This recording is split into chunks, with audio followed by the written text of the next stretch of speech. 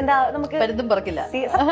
എന്തുവാകാം. പൈസ ഉണ്ടെങ്കിൽ അതിനകത്ത് എന്തൊക്കെ മോശം കാണിച്ചാലും അതിനൊക്കെ വെളുപ്പിക്കാൻ പുറത്ത് ആൾക്കാരുണ്ട്. പൈസ ഇല്ലാത്തവരുടെ അവസ്ഥ ഇതായിരിക്കും. തീർച്ചയായിട്ടും അത് തന്നെയാണ് ഇപ്പോഴത്തെ അവസ്ഥകൾ. പണമുള്ളവന് എവിടെയും എന്തുമാകാം എന്നുള്ളത് തന്നെയാണ്. ബിഗ് ബോസിനകത്ത് എന്ത് ഊളത്തരം കാണിച്ചാലും പുറത്ത് പി ആറിനെ ഏൽപ്പിക്കുകയാണെന്നുണ്ടെങ്കിൽ, കുറച്ച് പൈസ ഇറക്കിയിട്ടുള്ള പി ആർ ആണെങ്കിൽ പറയും വേണ്ട, അവര് രാപ്പകലില്ലാതെ പണിയെടുത്ത് വെളുപ്പിക്കും. എന്തൊക്കെ ഊളത്തരങ്ങൾ കാണിച്ചു, ആ ഊളത്തരങ്ങളൊക്കെ നല്ല വെടുപ്പായിട്ട് ക്ലീൻ ആക്കി.